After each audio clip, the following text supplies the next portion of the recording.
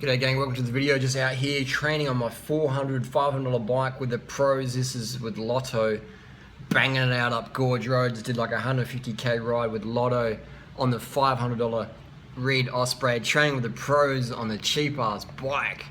And this is Adelaide, 2 down under time, and I've got the GoPro here on.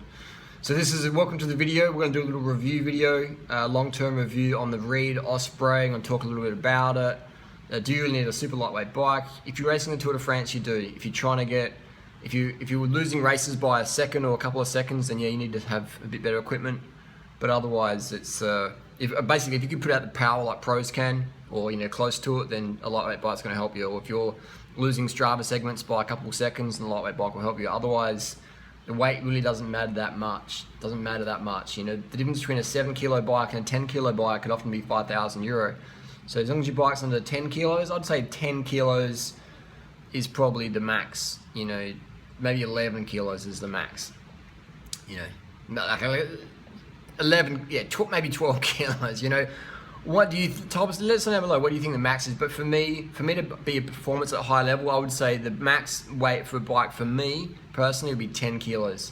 For a pro, it's going to be more like 8 kilos. But for me, 10 kilos is light enough to be doing anything I want to do. But anyway, let's enjoy the video. We're going to do a little intro and leave your comments, questions down below.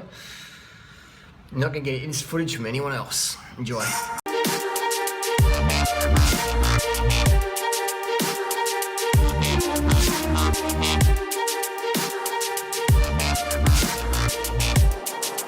you ready for the gas? We've got the hot sauce. Test that motherfucker.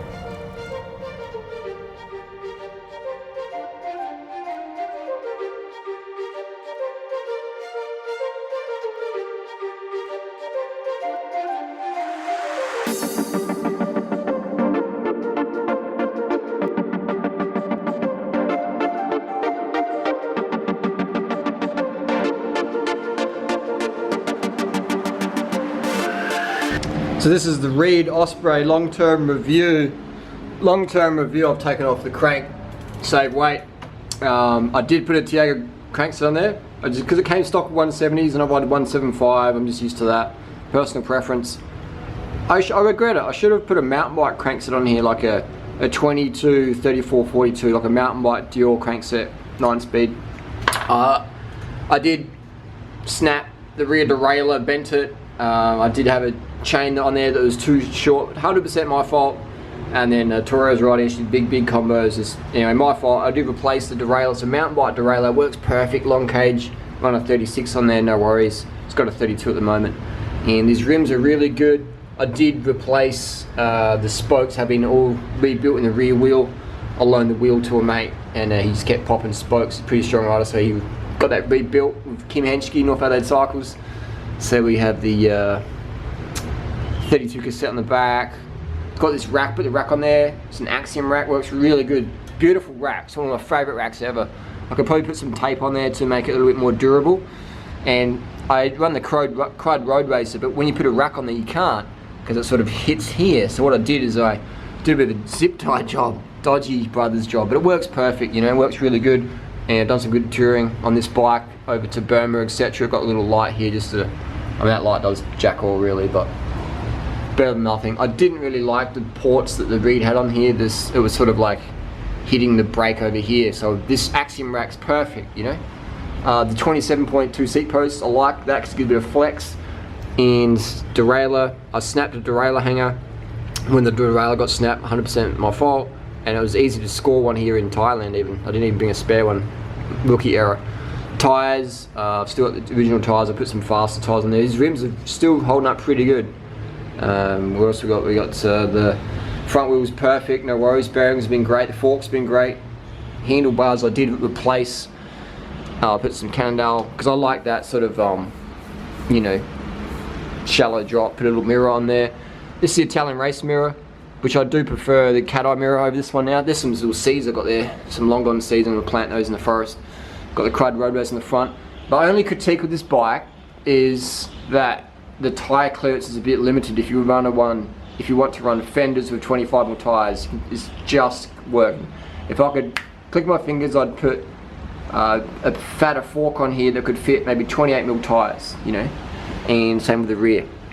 Otherwise, for the money, it's been a fantastic bike, and I've beat guys on $10,000 bikes, etc.